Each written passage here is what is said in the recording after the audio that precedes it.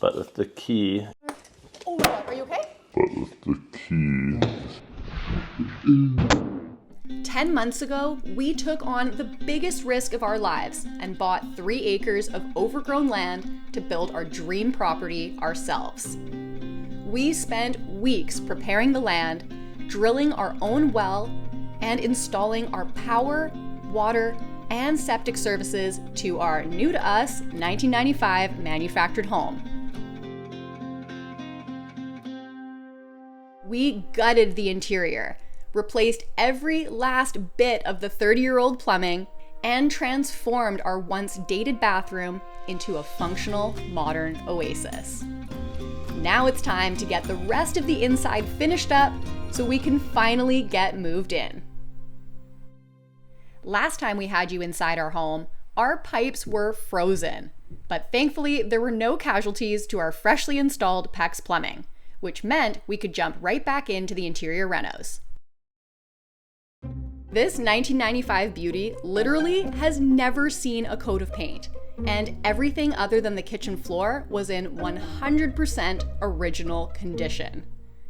Honestly, it would have been totally fine to move into it as is with just a deep clean, but we figured, why not do a quick and dirty lipstick reno? That, however, turned into a massive, self-inflicted, not-so-lipstick reno. Our plans snowballed into re-enring the entire kitchen and refinishing all the drywall throughout the home. And honestly, I blame it on the popcorn ceiling, because once we removed it and saw how much it modernized the space, it sent us into absolute project pandemonium. So while the bathroom refresh was well underway, Demolition Debbie over here began prepping the old drywall panels for taping and mudding. Now, never having done this before, I was under the impression that prepping old drywall would be as easy as a quick washdown of the walls, tapping in a few pin nails, and filling some holes. A few days at most. But even in a small 700 square foot home, every square inch of drywall had to be combed through carefully, making sure everything was smooth, and not a single pin, staple, or protrusion in the drywall was present as to not get in the way of mudding and taping. So while Mike was busy tiling the bathroom, I spent days prepping hundreds of linear feet of drywall so that we could start placing our corner beads.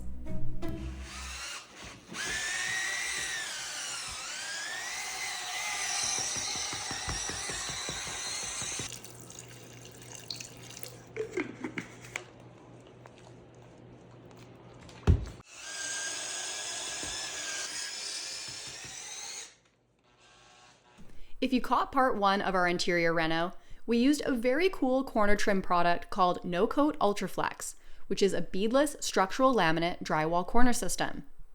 We used it on the upper inside corners where the walls meet the ceiling in the bathroom and had great success with it.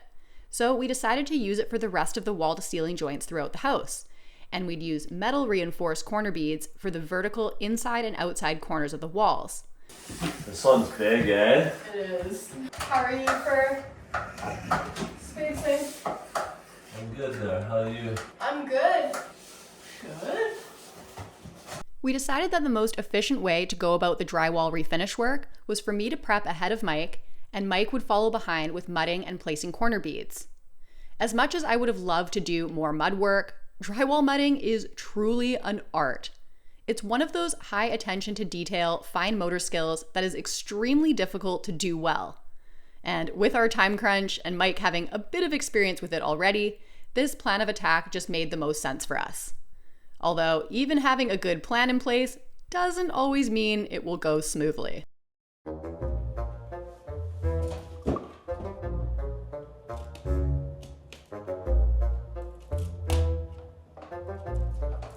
I think maybe just not enough mud, and then also we waited a little long because we took the doors down later. Yeah. Unfortunately, when we went to install this corner, we thought we'd be able to slip it past the closet doors, but we could not. So we had to quickly remove those, and unfortunately, the mud had tacked up during that time, and the corner didn't stick properly. And you can see where it's like stuck decently in spots. And then other places not. After removing the corner, we scraped off all the dried mud, getting it back to a clean, smooth surface. We did some more research and came across some very helpful videos with tips and tricks we wanted to try out. We're trying out this lamb's wool corner roller. See if this actually works.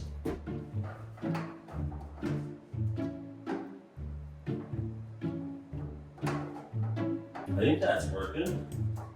Just gotta grab a lot. Yeah, that's too much.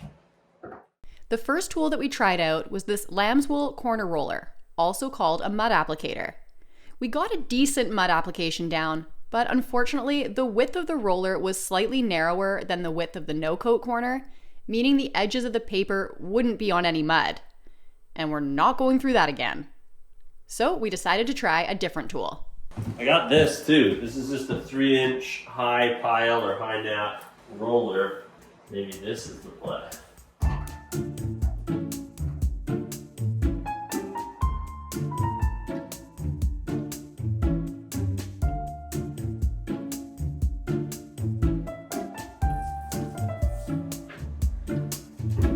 It's not perfect, but it is working. Given that we had taken on such a massive project with this drywall refinishing, any tool that could make the application process more efficient was definitely worth exploring. That's sticking a lot better. With the mud applied more quickly, more consistently, and our corners sticking better, we'd hopefully run into less issues with it popping when drying. With the bedroom corners placed, we then jumped over to the living room to start installing our two 27-foot-long pieces. Basically, you pull it out and cut it, and then you can fold it. So far, like that one went up great, Yeah. and the lines are really clean, so useful. This is the smaller stuff. This is 325. And then this is the 450, so it's 4.5 inches versus the 3 inches. Yeah. So better for those areas where there's lots more Bit of deviation and kind of gappy, not ideal. drywall situations. Yeah. Anyways, let's get this bead on the wall. Let's do it.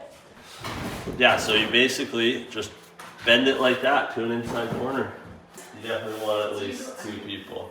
For anything longer than an 8 to 10 foot no-coat section, it was way easier to install with 2 people. Otherwise, the length would fold from lack of support, crease, and then be pretty much garbage.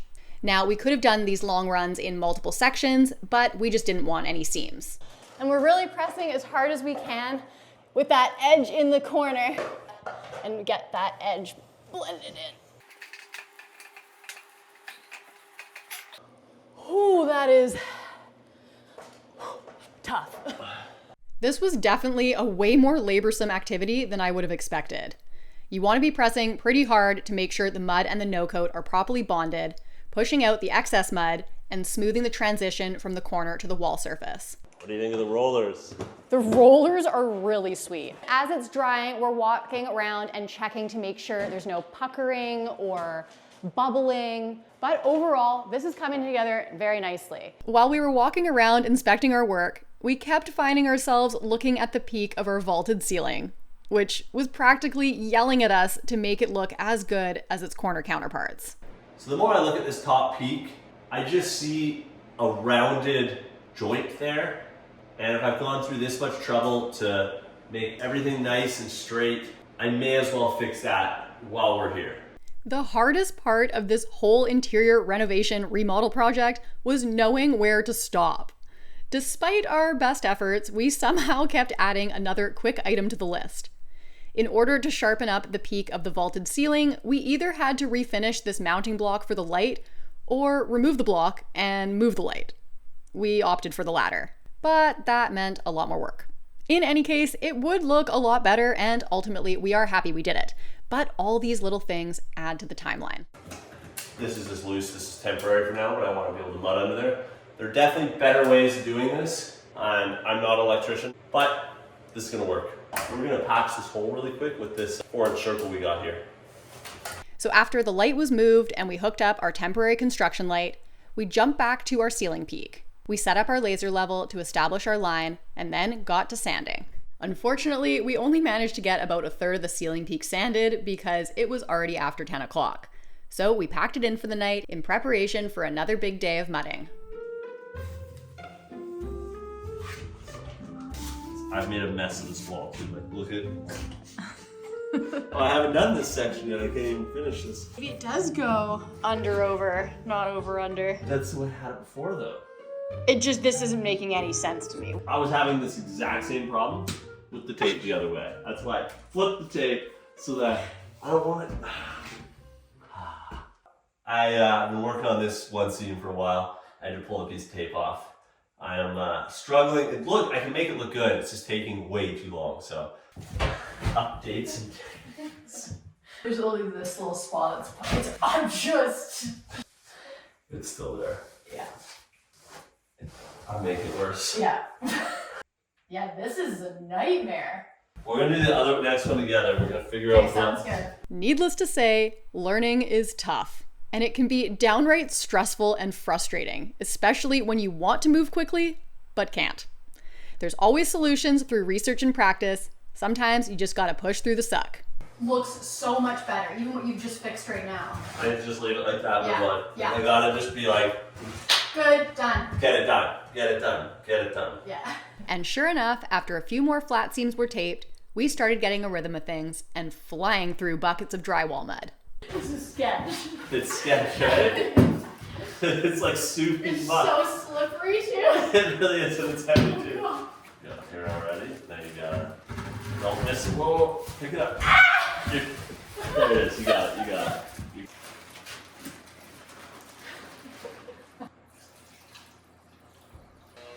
Oh wow.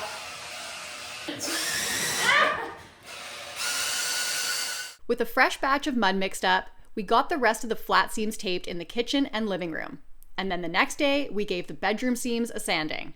But unfortunately, when we got to the ceiling, we realized there were still remnants of popcorn texture that was not coming off. So we got out our palm sander, which worked great, although the visibility was bleak. After a quick vacuum and another wipe down of the walls, it was time to do our first load coat.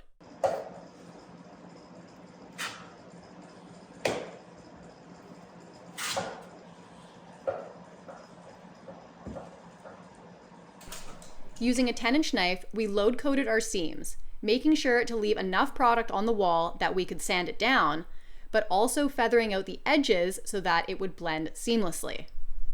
While the bedroom load coat was drying, we went over to the office to tape the flat seams in there. And about 24 hours later, back in the bedroom, we sanded down our load coat and got a sense of where we were at in our refinish work. Everything was going really well, but we were still moving much too slowly for our likings, and making an absolute mess. It's quite the look. You're doing that pale makeup look, right? Mm-hmm. It's what they're all doing in Paris.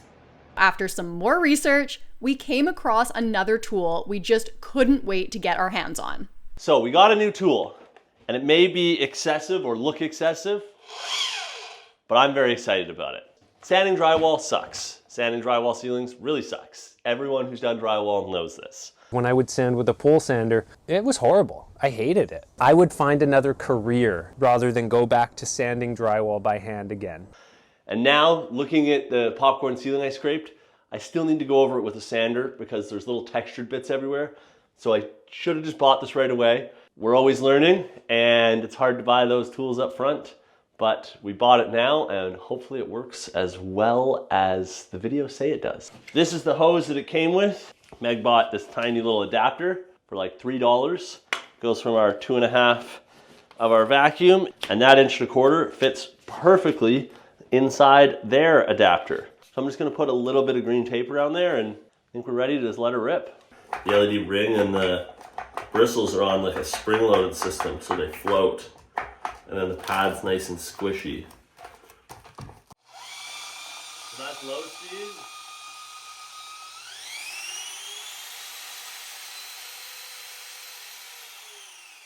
Yeah, we're gonna try it on low speed first.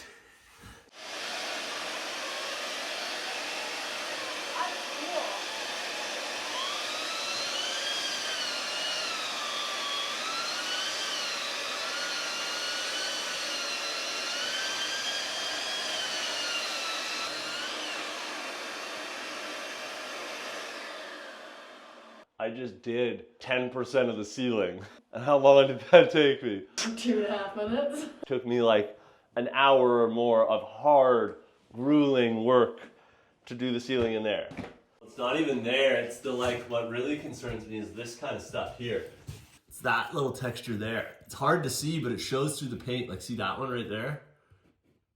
It's hard to sand off. Like this kind of stuff just needs to be cleaned up a bit. This tool was an absolute game changer. No questions. It was 100% worth it, and we are kicking ourselves that we didn't get this right away.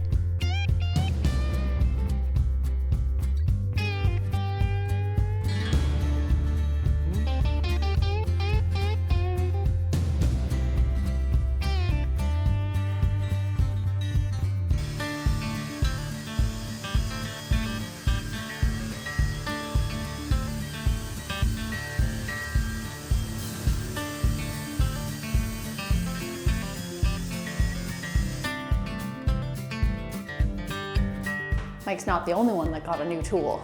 I got myself a floor scraper so that I'm not using my putty knife to scrape all this crud off the floors.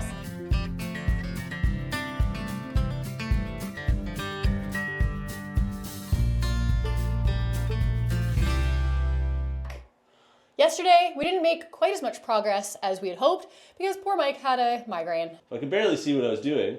It was still easier and faster with this sander than when I'm perfectly healthy and pole sanding. So, loving the new tool. If you have a bit of drywall work to do and you're on the fence about getting one, don't even think about it, just get one. Super happy with the finish it's leaving. Yeah, it's nice and smooth. Yeah, not leaving a lot of marks. No, it's easy, it's fast. Just gotta hit those inside corners. Those inside corners just need to be smoothed out too. They don't even need much taken off. The only downside we could see with this 9-inch round sander is that it couldn't get tight into the inside corners. So once Mike was done sanding a section, I would then follow behind him with a fine sanding sponge to blend in the corners. Even with that, there is still no doubt in our minds that the power sander is awesome. Yeah, fully worth it. 100% worth it. 100% worth it.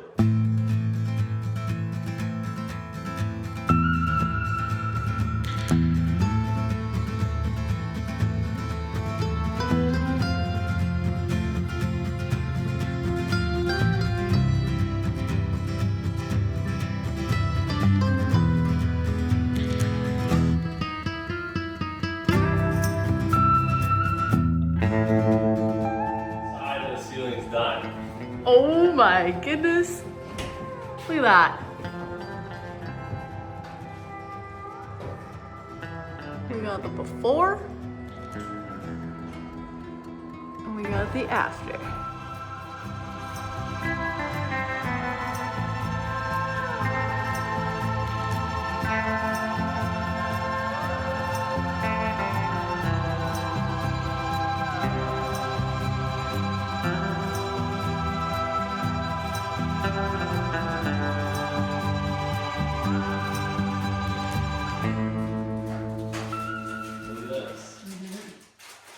Very, very awesome.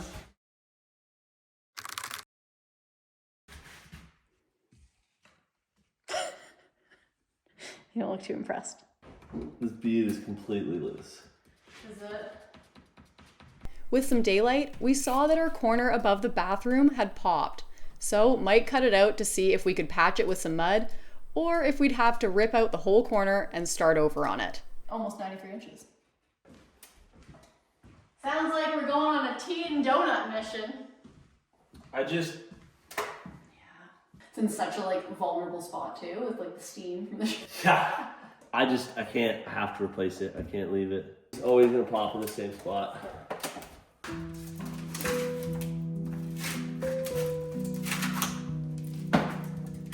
Although it was super frustrating to have to pull down and redo another corner, being that it was outside the bathroom where it would inevitably see moisture.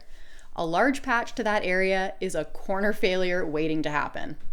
Okay, well this dried up really nicely, so I'm just gonna hit it with the sanding sponge, and then we'll get it prepped and ready for the next step.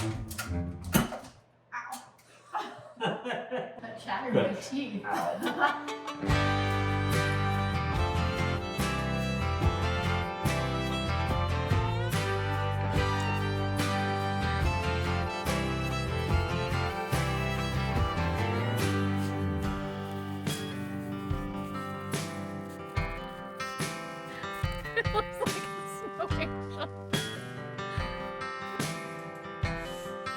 Should we refinish this smoke detector?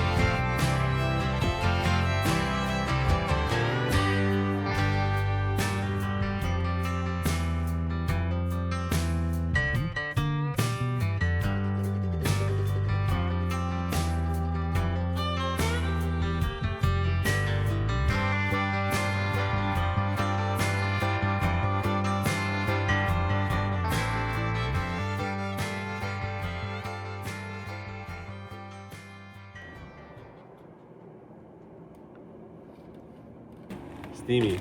Oh, look, it's like tearing away. Billowing. Vortex.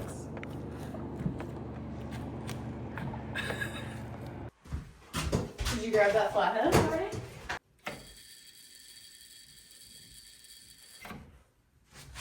I do not like the sound of that one bit. If it's like barking, I want to see it.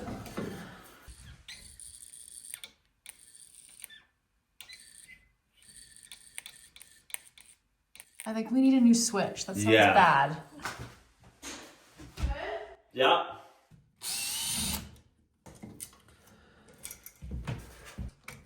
Do you think there'll ever be a day when I don't do that to you? I think we're showing just like that. It's the right way. It is nice. 50-50 shot. Got it right. Needless to say, we decided to replace all the light switches and outlets in the house. Our work mudding and sanding went on for days.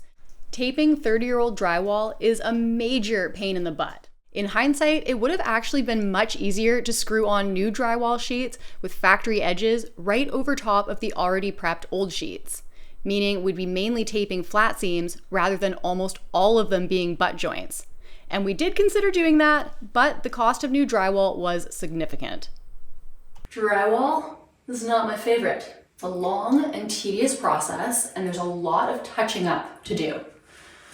We're still not done. I'm gonna grab some mud, and I'm gonna try and get all these last few spots touched up so we can get ready for paint.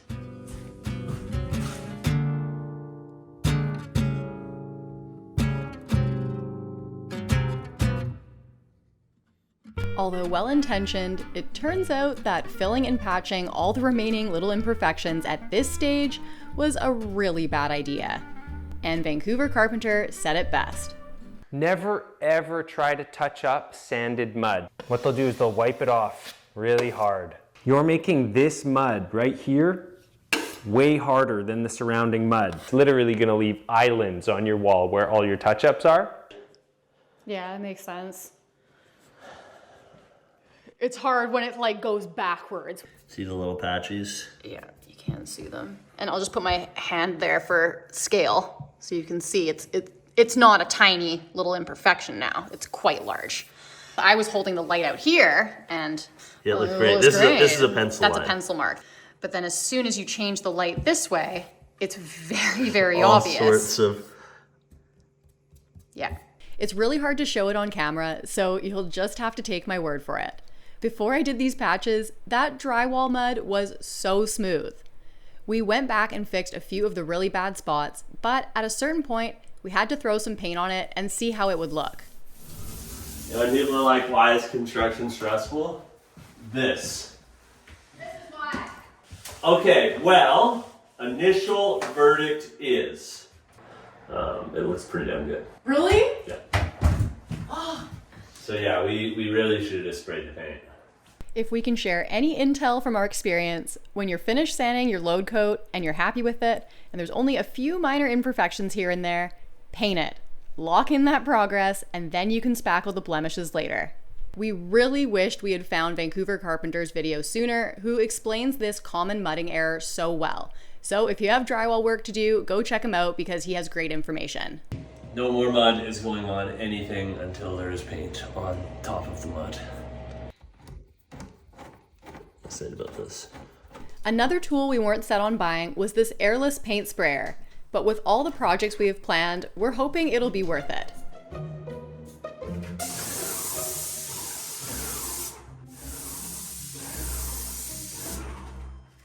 How's that? Seems pretty even. Yeah.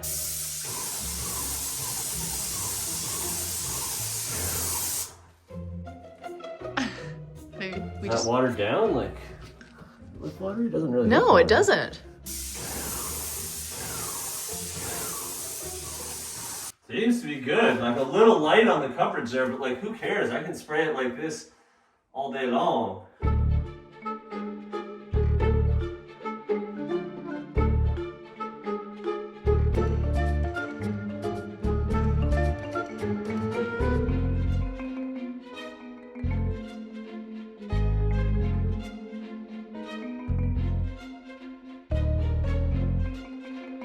I mean, this is the thing. It's the prep that's slowing us down right now. If everything was prepped, I could paint the whole house in like 40 minutes.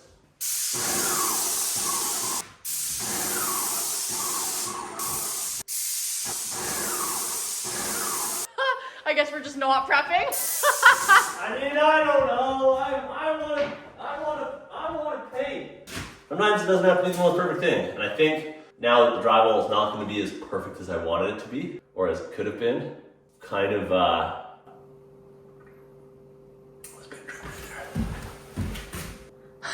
at a certain point, it's got to get done. I'm such a perfectionist. As soon as you zoom out a tiny bit, you don't notice any of it. It's going to look beautiful in here. So I'd like to just get it done. Let's do it.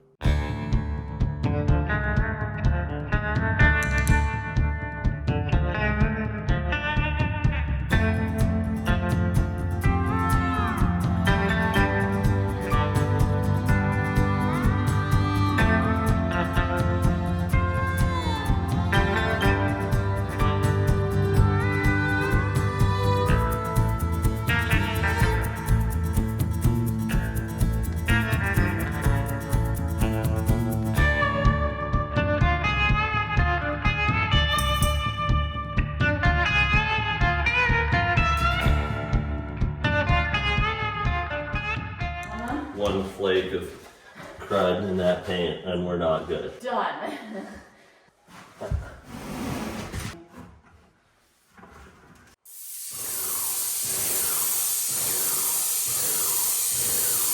After 3 heavy TSP washes on all the walls and ceilings, we sprayed everything down with primer, and man, did this airless paint sprayer work well. This was infinitely faster than rolling. We started off using a standard quality stain blocking primer and got pretty decent coverage. But for this stained area in the kitchen, we were still getting bleed through even after a few coats. So we went off to the hardware store to buy a better stain blocking primer that we could try the next day. Bleeding through again. A little bit. Maybe we just need a couple coats of this. It says an hour between coats. Yeah, so. but that's definitely bleeding through instantly. Well, now that we've started with latex, like even if we want to hit an oil-based stain blocking primer, we need to wait at least 24 hours before we put an oil base on top of this. Yeah, they were recommending 7 days at least. Yeah, we're not waiting 7 days. No, that's just not happening. So, just got back from the hardware store, and it is showing through again. We spoke with a painter who told us that if the stain isn't covering up with a stain blocking primer, paint wall paint over it, and usually it'll work. After 2 coats of standard primer everywhere, 7 coats of primer over our stain, a light sand to remove any fleecy drywall texture left behind from spraying, and 2 coats of eggshell wall paint over everything, we finally got the results we were looking for. But with appliances arriving in a matter of days, there was no time to waste. It was time for flooring. One thing that I've been very excited for is laying the floor. Oh yeah. So we decided to go with laminate. We wanted to go with vinyl plank, but the cost difference was quite significant. So here's one of the planks of the laminate flooring. You'll notice we haven't laid any underlayment, and that's because this laminate comes with built-in underlayment. It's a nice squishy foam base, and that'll create a little cushion underneath it. So let's lay this down. There's already a dog hair in here. Ellie hasn't even been in here in days.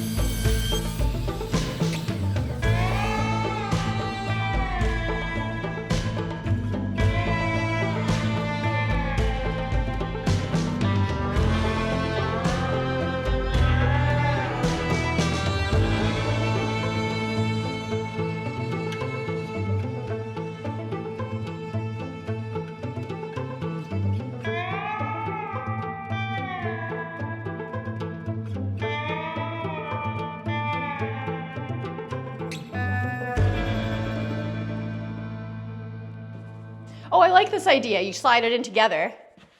Is it gonna come to me a little bit? No way. No way, did that just work? No way. No way. We have a couple hours until the appliances arrive, so we're gonna try and get the rest of this section finished up because the washer and dryer's gotta go in, the fridge and stove already have a place to go, but we wanna get as much done as we can. A bit harder of a Install. click-in system than the stuff I've done in the past. Clicks in a little easier. But it is a little bit slower going. It's a little bit finicky. Okay, so I was working on this piece last night, but I messed it up. When I went to tap it in, I wrecked it. So we're gonna make another piece. Got my fresh piece here. I'm gonna butt it in to the wall. So I'm gonna draw a straight line using my speed square. Okay. So that we wanna keep.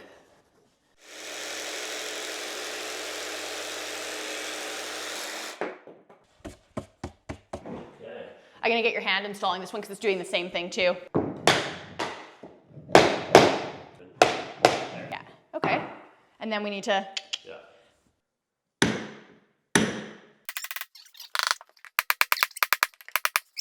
Okay. Yeah, but now we can go shunk, shunk, and then whoop, whoop, whoop, whoop, whoop, whoop, whoop, whoop, whoop. The craziness is setting in.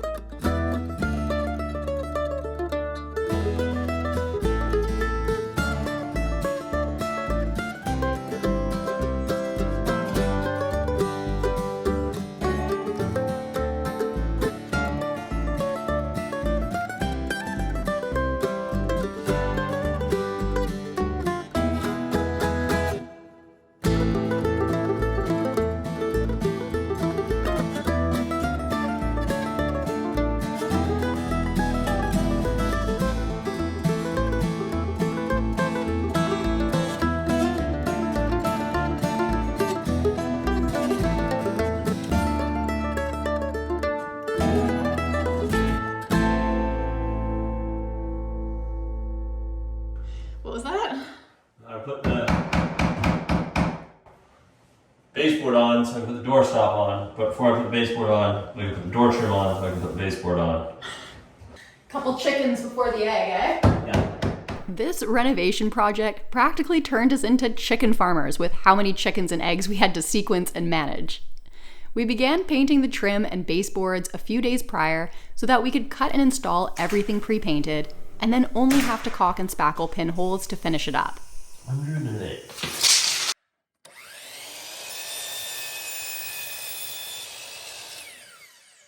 That's where it's annoying though, not having long legs.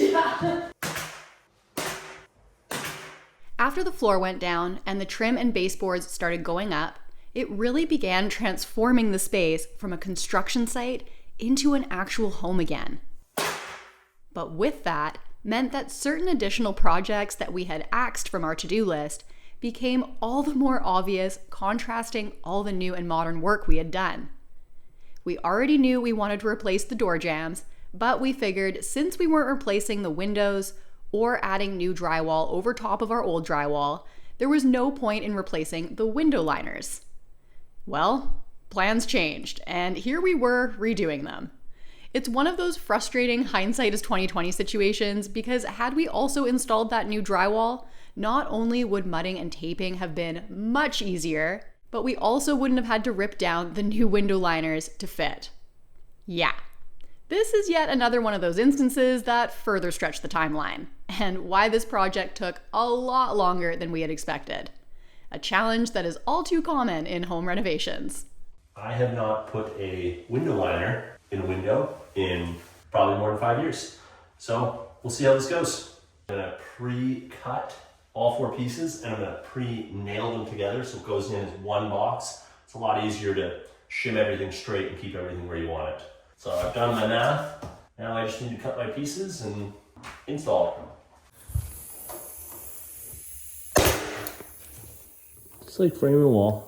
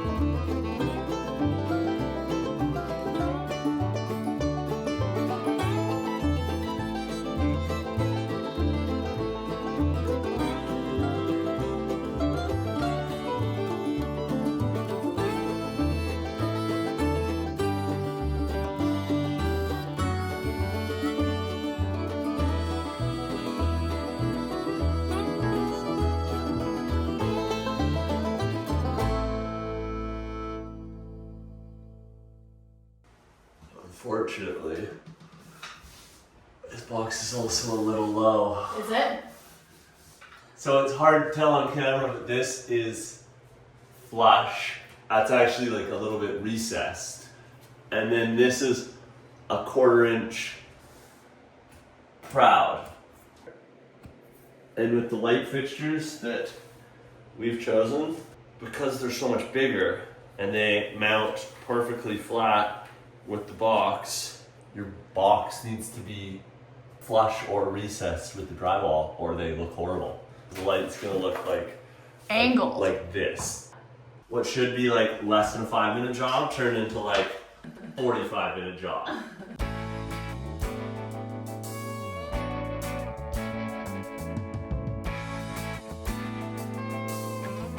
How much better does that look than the other one?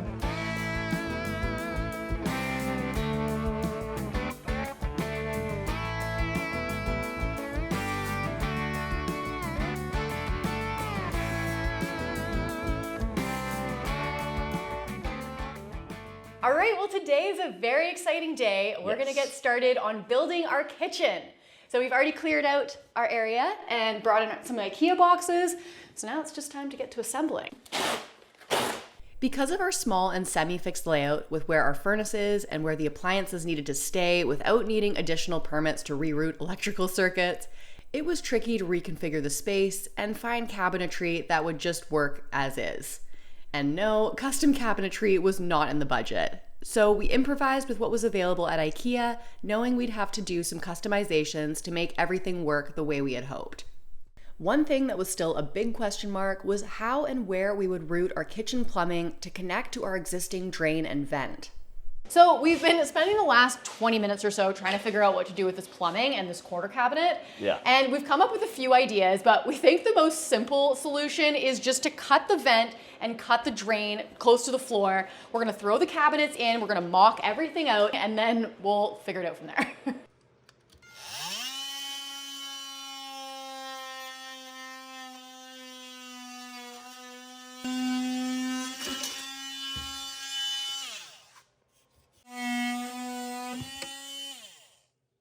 With that cut, we built the remaining cabinets and laid everything out in preparation for some IKEA customization in the morning. So we're just starting to figure out the sink situation here, because basically this unit is a different IKEA family from the rest of the cabinets, these ones that are in it, and we're trying to make the sink fit this whole setup. I could have made this cabinet work.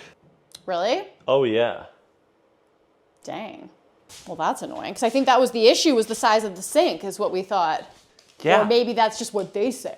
Exactly. Now it's a whole bunch more work to make this fit the way we're doing it. It literally, you just use this and just don't install this top drawer and it fits perfectly. Well, just in case you're wondering, the Havson apron sink does work with the Ennett cabinet, despite it not listing them as compatible.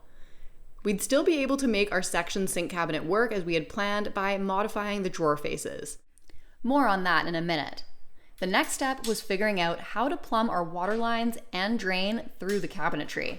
It's been a while since we broke these bad boys out. To maximize the usable space inside the cabinets, we extended our water lines using PEX 90s. We then installed our upper cabinets because honestly, they were just getting in the way at this point. With those up and out of the way, we leveled our base cabinets to set our height. With that established, we could then place where our drain and drain vent would go. We drilled a hole in the side of the cabinet for the vent and a hole in the bottom for the drain. Then we did pretty much the same thing for the water lines to come through the sink cabinet.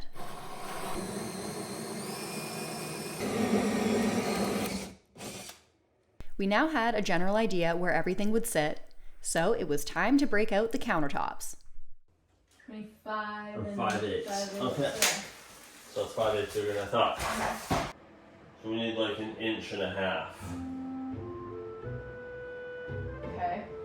To have just this one seam continue through. Would be better, right? Because the IKEA countertops come at a fixed size, we either had to be okay with multiple seams at our peninsula junction or bump our cabinets over another 1.5 inches in order to only have one seam and preserve our factory edges. Again, we could have gone the custom countertop route, but the cost savings to go with IKEA was significant. So, we either unscrew it, move it this way, or we're seam, seam, seam. We just gotta notch that. Notch the whole this bigger, yeah. and that. What? I can't fit my saw in there, right? Oh, you can flip the blade around. I mean, you're not really supposed to, because you gotta make sure you don't put it in the forward motion, because we're going backwards. Oh. Easy, easy money, easy peasy, lemon squeezy. We're done. We're pretty well done already.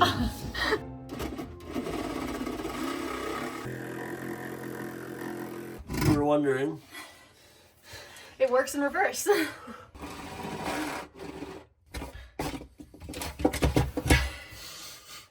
Really nice cut, eh? I mean, it worked.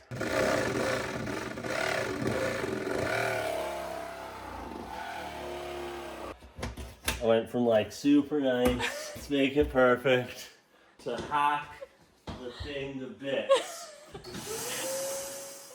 Once we had the cabinetry moved into its new position, we unboxed our cabinet backer material to get cut and installed.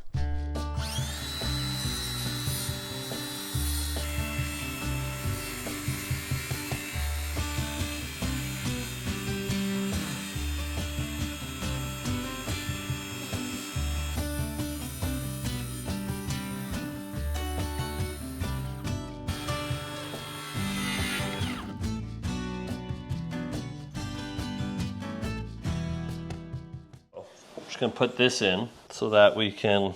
It's like a backing plate. Exactly.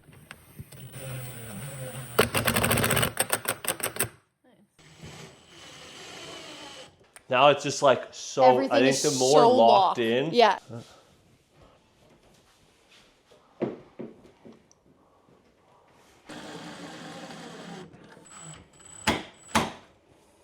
at that. So good.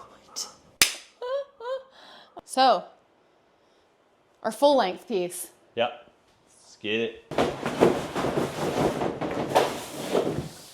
It's a bit of a boat. Wow.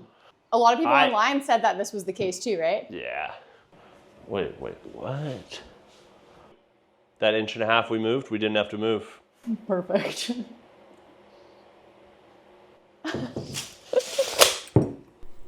As it turns out, the countertops were 6'2", not 6 feet.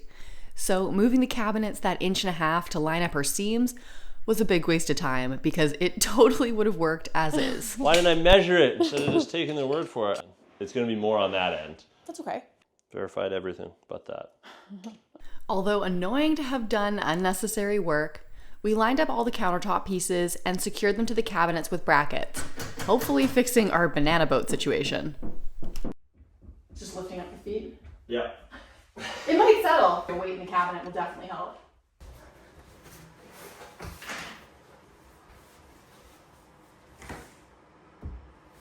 That looks so good. Yeah, it's not like the most beautiful countertop, but it was $400 and it's gonna be great. And we were quoted about $2,000 for stone. So we wanted to get this finished up last night, but we ran out of angle brackets and it started to rain, so we couldn't make any more cuts. So let's slide this back. Okay.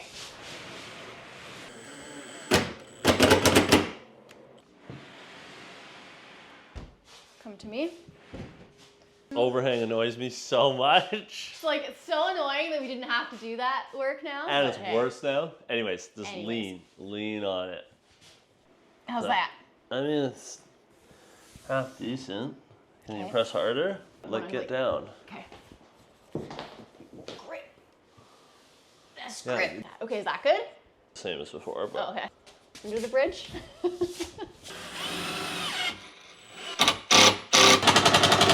How'd that work? Beautifully. Nice. It's pretty good. We can literally just put a bracket underneath here and that'll hold Yeah, exactly. the banana down. Let's mark the sink. Yeah. And do that. Part, it's like measure the sink, cut. Okay. 22.5 on the inside. Yeah. Yeah, Okay. so that's perfect. tight. Yeah.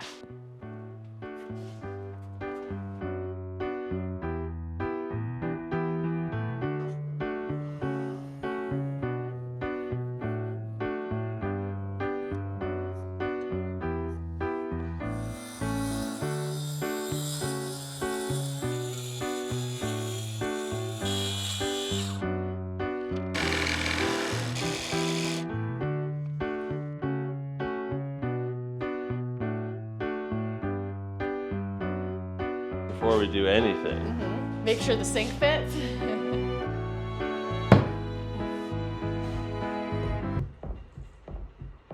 It almost seems like the sink isn't flat because the counter's sitting flat on this cabinet. It's a Defect? in the sink. No way. Look down this edge, that cut line. The last like inch or two, it's like Yeah. an 1/8 proud grinder. Oh. With like a flapper disc. A flapper disc, yeah. After marking where the high spot was, Mike took the sink outside to grind down the defect and then brought it back inside to test the fit.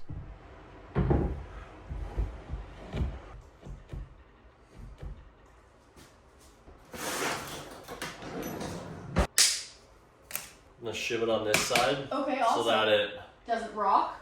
Oh no, it's good. And then we drill this, mount it, and then see how we feel about this. Yeah.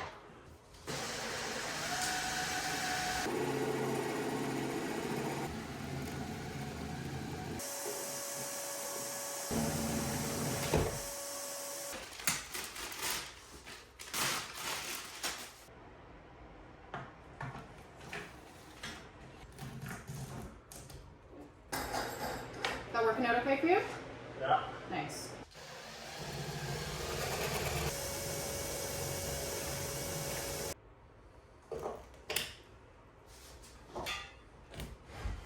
With our faucet mounted up, it's time to work on modifying our odd cabinet's drawer faces. We're gonna have to use these Enit drawer faces upside down Oh, really?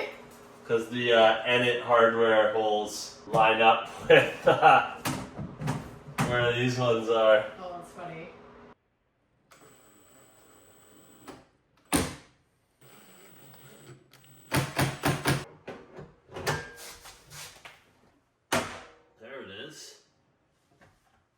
this on everyone. Oh, I know. It's so unfortunate that they didn't have the soft close on these ones, but okay, whatever. Although we really wanted soft close cabinets everywhere, like this one on the sink cabinet, it would have been an additional $1,500 Canadian for that. So we opted to save, although out of any of the things we cut from the list, that would have been the one to do if it were in the budget. Yo, that's so sick!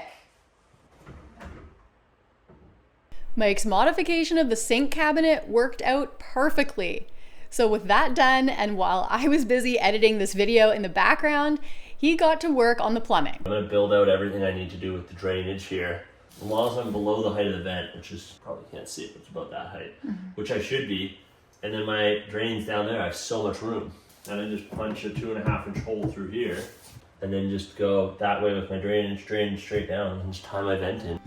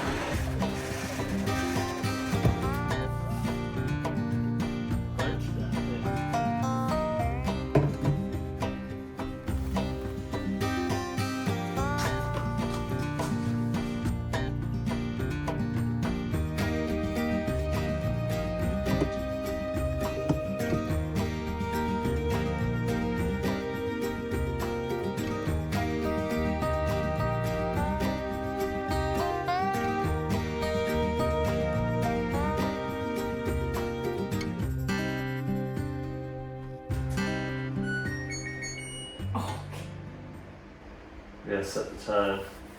The time? No, I think that's the timer for rinse aid. That's how long? No, it's the 3 time. minutes. 8:20. Why would the dishwasher have the time on it? It says rinse aid. Oh yeah, it's how long that cycle is. Yeah. It's not the clock. The next morning, after some much needed sleep, we removed this one section of countertop to edge tape the side that we cut and no longer had a factory edge. So it's been quite a few years since I've done this process. Let's keep our fingers crossed. It's not something you can mess up and fix. It's kind of a one-shot deal. We're gonna spray the contact cement or heavy-duty spray adhesive. 2 coats going different directions on each coat. And then we're gonna spray it on this. And then we're gonna let both tack up, freehand place it. And then we're gonna clean it all up with a router.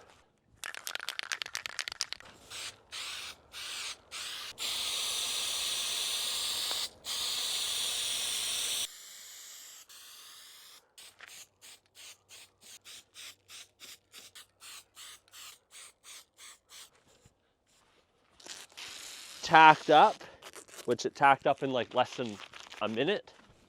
Take your piece.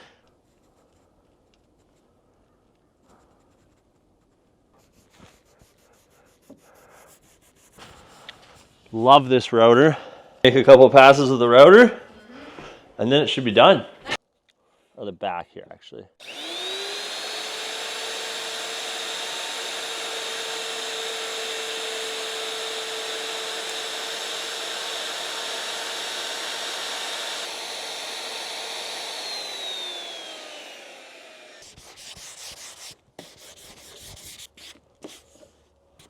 Not perfect, but it'll be good enough.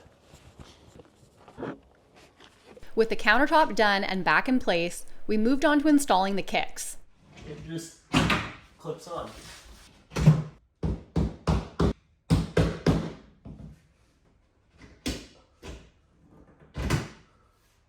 So we need to make a jig to do all these faces.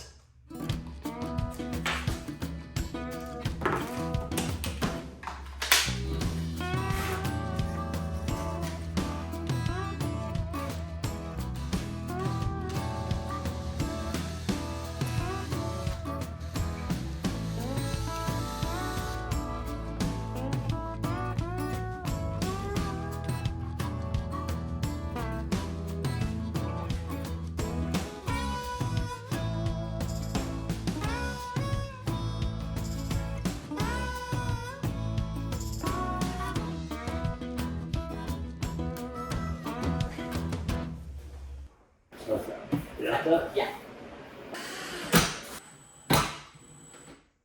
We're really, really, really gonna hope that this is gonna fit. Hold on, I'll measure one more time. I don't think it's gonna fit. No. A 30-second too big with all these things perfectly tight to each other. Why? Thing is, if you cut that little bead out, just so it clears it. Hear me out here. Okay. You got my open there? Yeah.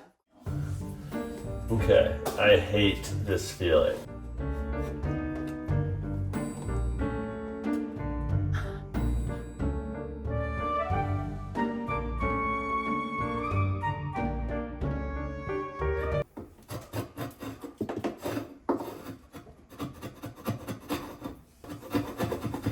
Now, the thing is, unfortunately, I think I gotta do this to the top corner too. No. We're looking for 42 and a 16. Yeah, that's not good. Still not good.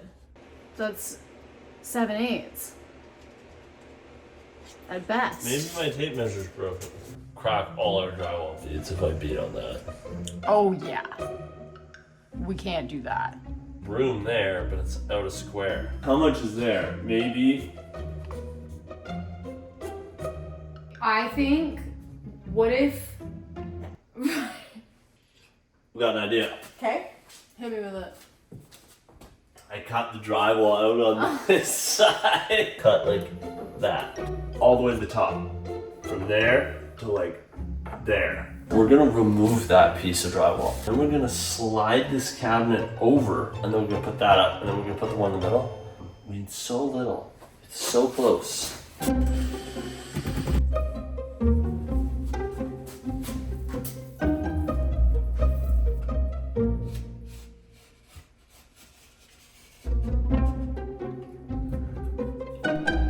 You may be wondering, how did we not plan for the width of the 3 cabinets? Well, turns out each cabinet was a 16th bigger than it was supposed to be.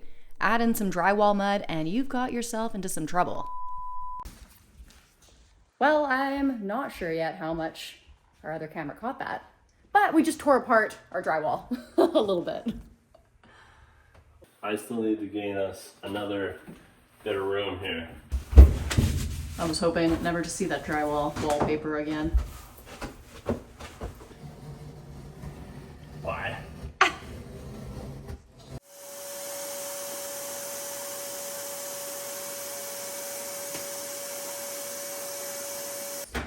That sucked. Yeah, that wasn't ideal.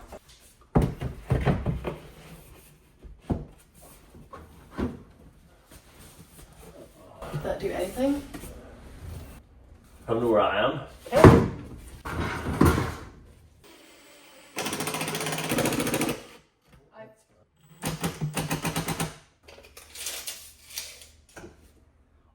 Just enough. Get this other one up. That should have it. Yeah. Oh!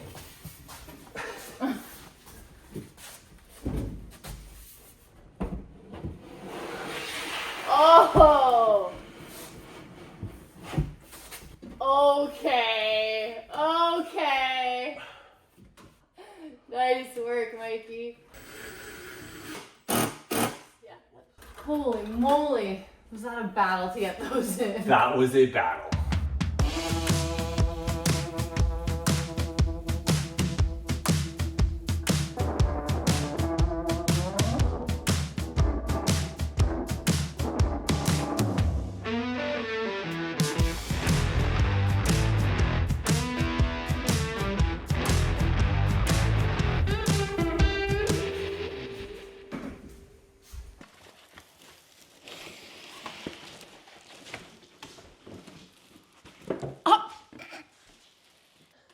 Guy guaranteed me it was hardwire at the store.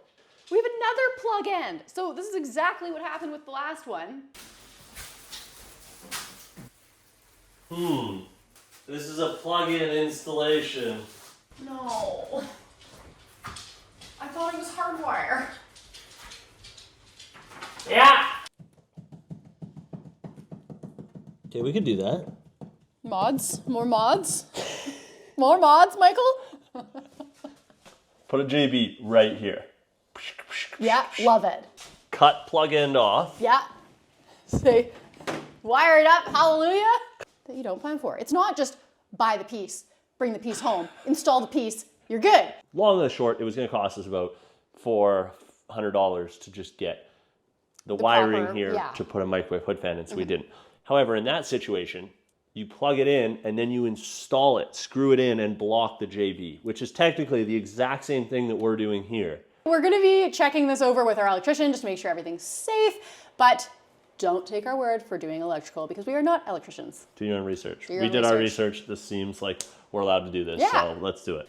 So we got one of these funny boxes that clamp to your drywall. Oh, I didn't realize we got thin drywall. This is a little Sus. ambitious. Okay, so this, you get the box like this.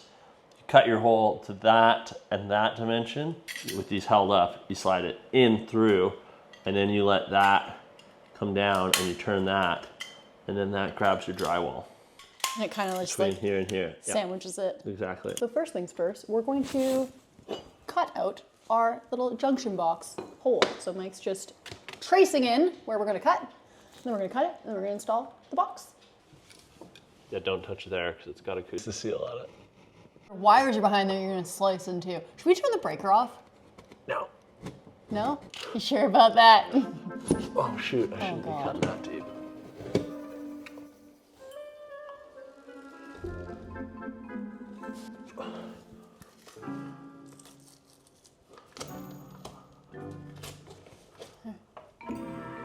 Do we have duct tape handy anywhere? If You know what, I can probably use some foil tape. I like foil tape. Like this would have been something I would have loved as a kid. I used to make cardboard box forts and like tunnels that would go under my bed and over the bed and around like a hamster cage. I'd love to make it silver. So now what we need to do, but with the key, Oh my God, are you okay? The key is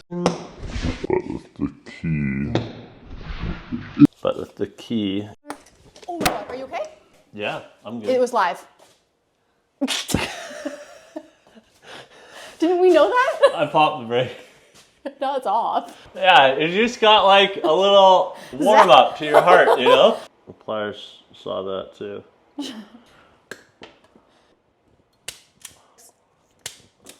This, we're gonna go up through that hole, and that just goes in, that goes down, box slips all the way in. Beautiful. Not too bad, right? Not bad at all. Chill. Yeah. Oh, cool. Okay. And then this goes here. Yep. These are a little shorter than I'd like, but we'll make it work. Homeowner brand. Homeowner line. Oh, we got lights. So now we're gonna make this unreturnable. Sayonara, Sally. I didn't mean to cut it all the way through. No turning back now. I was thinking we remount this bracket on the other side. Yeah, like over there. Yeah. Yeah, I think that's what we do. And then we'll just bring it over here and feed it through this hole.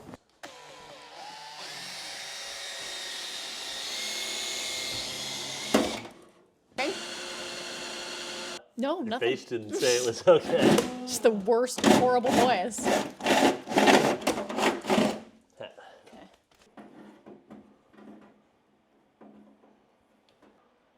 That? Yeah. Okay. There. Now that's locked. Yeah. There it is. Okay. Good enough, right? Yeah. So the white is continuing the circuit. Touching these is continuing the circuit. Right. Speaking of circuits, should I flick the breaker? Oh yeah. Yeah. Those are on there. Oh, it is centered actually.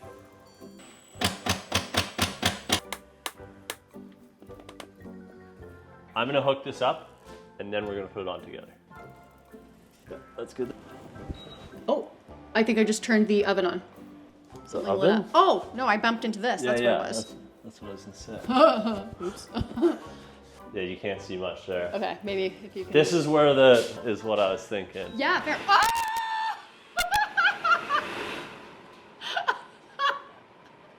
Okay, it works. Can you turn it off? Really.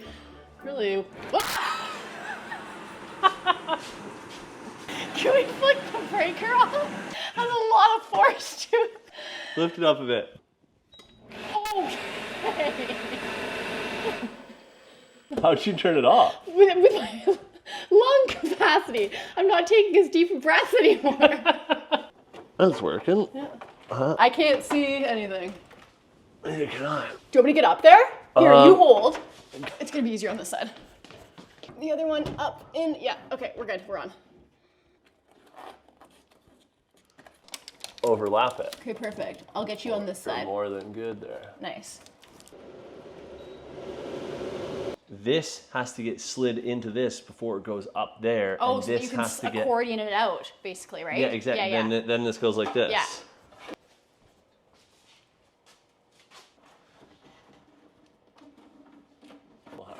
Oh. 1 and 11. Okay.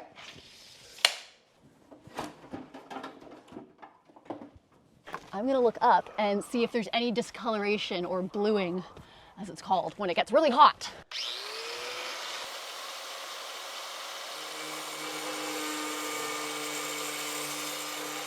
Anything?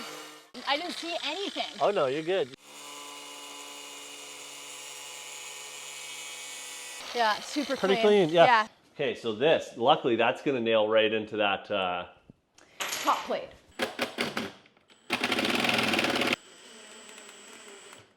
Although installing the hood fan was way more of a production than we had planned for, it was up and in place and worked great. Yeah. We did want to add some pendant lights here and add some lighting over the kitchen. However, we didn't want to cut into the drywall and spend more money on electrical wiring in new lights. So we decided to go for an L track lighting system so that we can have light in the kitchen and over the peninsula where we need it. Okay, sweet. Do you need numerette? Yeah, the that's it. last light. Goodbye. The last ugly light. With the last old 90s light coming down and our new lighting being installed, it truly was a surreal moment being able to look around the room and see just how much our home has transformed.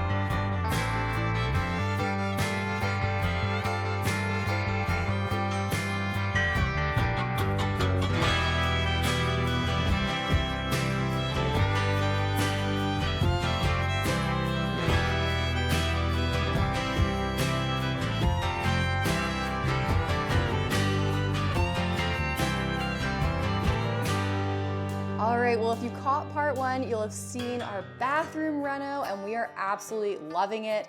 There is no better feeling than showering in water that you've pulled from the earth yourself. It is just amazing. So we are stoked on this space. We are so happy with how this turned out. It just looks amazing. It definitely completely got away from us. This was supposed Definitely. to just be, as we said before, a quick little reno, and obviously this was a pretty well full renovation, but it just looks amazing.